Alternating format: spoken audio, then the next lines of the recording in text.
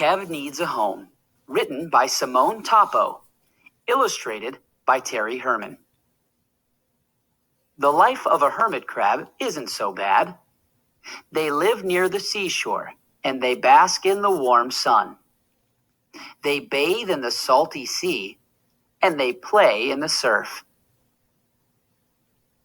The views are great too. Sunrises and sunsets can be pretty spectacular. And you can't beat the night sky with all its twinkling stars. But for one hermit crab, life was not so great. You see, Keb was a hermit crab of spectacular proportions. You might think that being the biggest crab on the seashore had its advantages. However, for Keb, the advantages were few and far between. One of the biggest problems with being big was just that, being big. Being big made it easy for hungry gulls to spot Keb as they hung like kites in the stiff sea breeze. But there was a bigger problem. Keb could not find a home that was big enough for him. Hermit crabs live in the discarded shells of snails. As a crab grows, it moves out of one shell and into a bigger one. The trouble is that most snails are not very big. Now that is not a huge problem for most normal-sized crabs, but for Keb, it was a problem of great enormity. Keb walked sideways up and down the shore. He searched and searched for a shell big enough to use as his home.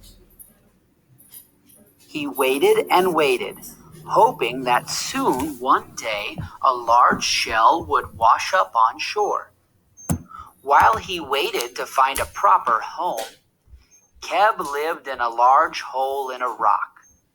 Now the hole was a fine home for most animals, but it was not a proper home for a hermit crab.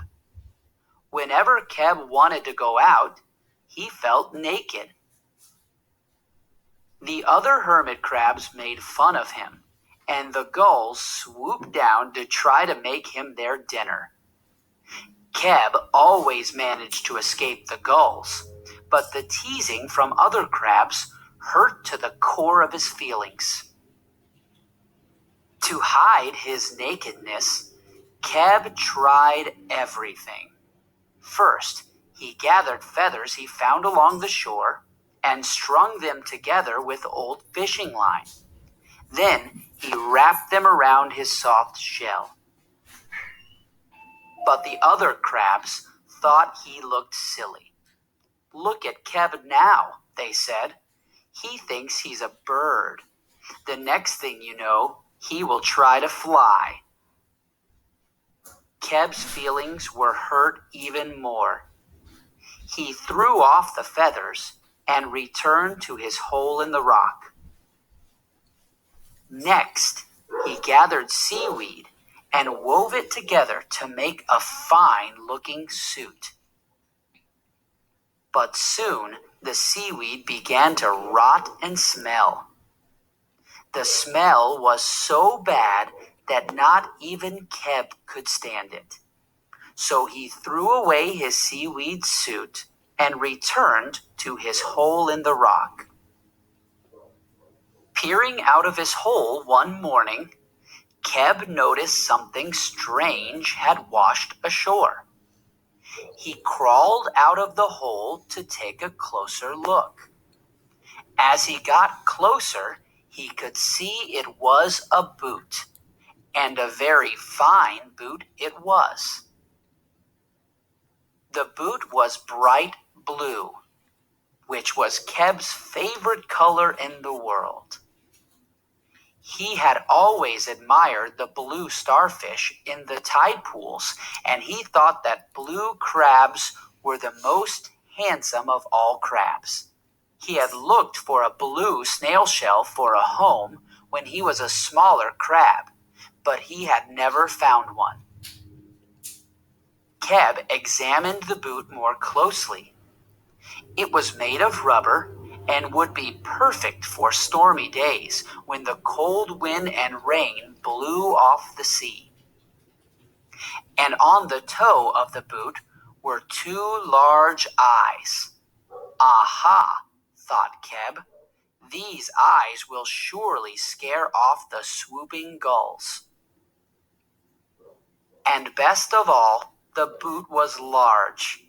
Keb looked inside and sized it up. The boot was most definitely big enough for Keb's enormous body. He crawled into the boot.